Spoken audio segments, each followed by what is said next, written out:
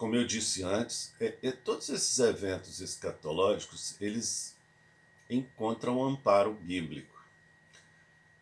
Por isso, a grande dificuldade de alguns cristãos se posicionarem em relação a assuntos como este. Eu quero lembrar que este assunto é um assunto apenas de cunho de conhecimento, porque ele não interfere nas nossas salvações. O que nos salva é o sangue de Cristo, o sacrifício de Cristo na cruz do Calvário. Quando nós falamos dessas posições ou dessas teorias sobre o arrebatamento, sobre a grande tribulação, sobre o milênio, isso são conhecimentos bíblicos, acrescentando conhecimento à nossa vida. Veja, a minha posição, volto a dizer, é mid-tribulacionista. Isso quer dizer que Jesus vem buscar a sua igreja no meio da grande tribulação. Porque depois de tantos anos, e também após eu ser ensinado que a posição pré-tribulacionista é a posição aceitável, e inclusive as igrejas pentecostais, elas aceitam essa posição como sendo a posição oficial, né? A Assembleia de Deus assumiu essa posição, essa teoria de que o arrebatamento se dará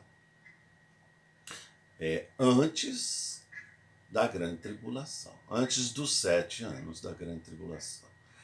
Para essa teoria, acontecerá o arrebatamento e após, então, inicia-se o período da grande tribulação. Bem, depois de muitos anos estudando, analisando os textos da Palavra de Deus, pelo menos os textos que a gente tem aqui em português, na nossa língua, não é? E ouvindo também outros autores, lendo outros livros, que é sempre bom você não ficar somente com a sua posição, eu percebi que havia distorções. E nessas distorções, a posição mid-tribulacionista estava se encaixando melhor do que qualquer outra. Primeiro porque é sempre bom lembrar que a posição pré-tribulacionista, ela é uma posição nova.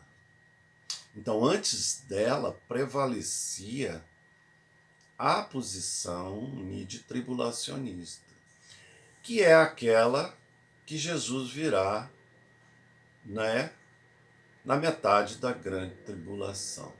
Então, 7 anos, 3 anos e meio de falsa paz. Aí, como diz o profeta Daniel, será quebrada o tratado, o acordo, não é? O templo será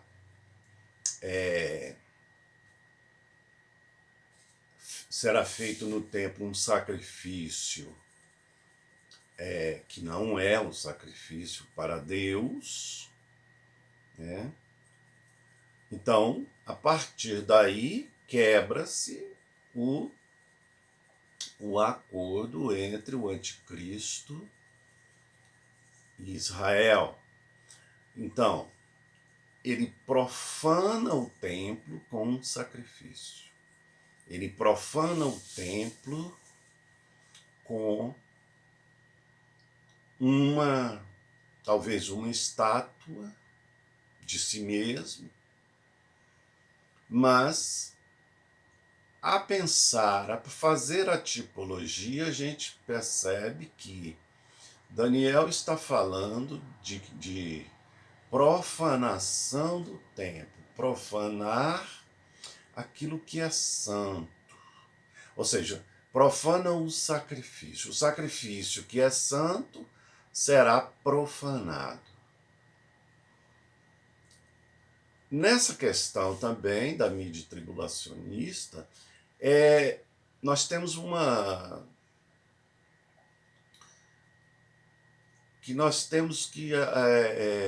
posição que nós temos que também observar,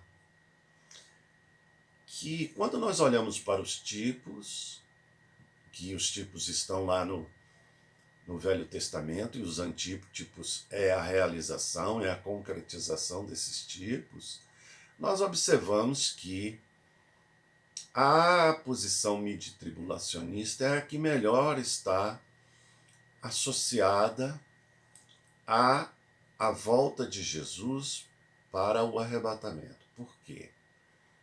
Porque nessa posição, a igreja ela vai reconhecer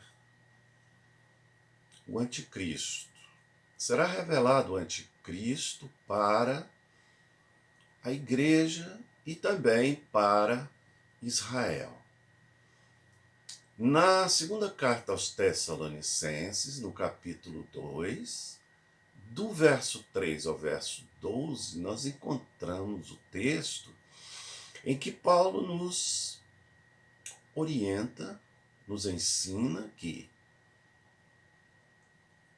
primeiro vai haver a apostasia, quer dizer, vai haver uma apostasia mundial, uma apostasia que é um abandono da fé, né? Possivelmente isto estará relacionado à nova religião, a religião do anticristo, e depois ele, o anticristo, será então revelado. Ele será revelado, penso eu, através da sua atitude de profanação do templo. Ele vai quebrar o acordo de paz e vai profanar o templo sagrado. Ali em Israel, ali em Jerusalém, ok? Desta forma, nós temos em primeira carta aos Tessalonicenses 4, de 15 a 18, Paulo nos mostrando sobre o arrebatamento, mas em segunda carta aos Tessalonicenses, capítulo 3, verso 3 ao 12, Paulo está nos explicando sobre e dizendo, iniciando, dizendo que não acontecerá sem que antes. Então, é preciso que aconteça, antes de acontecer o relato de 1 Tessalonicenses 4, é preciso acontecer, é preciso que haja os eventos de 2 Tessalonicenses 2. Então, dessa forma, essa posição midi-tribulacionista, ela é que melhor se encaixa. Por quê? Porque Noé, ele não foi arrebatado.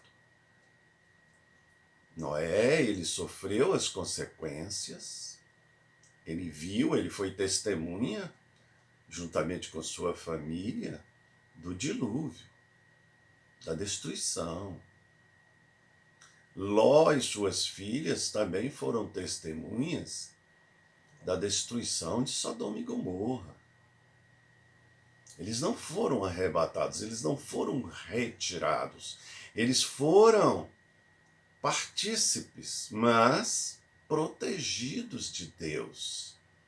E a igreja, ela também, ao meu ver, será partícipe, será testemunha, mas protegida de Deus.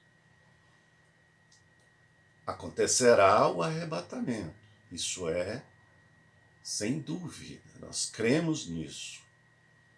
Mas o momento em que ele acontecerá será, para mim, no meu entender, na minha visão, escatológica será no meio dos 7 anos, ou seja, após os 3 anos e meio primeiros da grande tribulação, do grande acordo de paz. Será exatamente no momento em que o anticristo vai romper esse acordo com a profanação do templo em Jerusalém. E aí todo Israel verá que ele não é o Messias, e a igreja verá quem ele é. Verá a face do anticristo. Nós vamos ficando por aqui hoje com esse tema, e não esqueça de se inscrever no canal.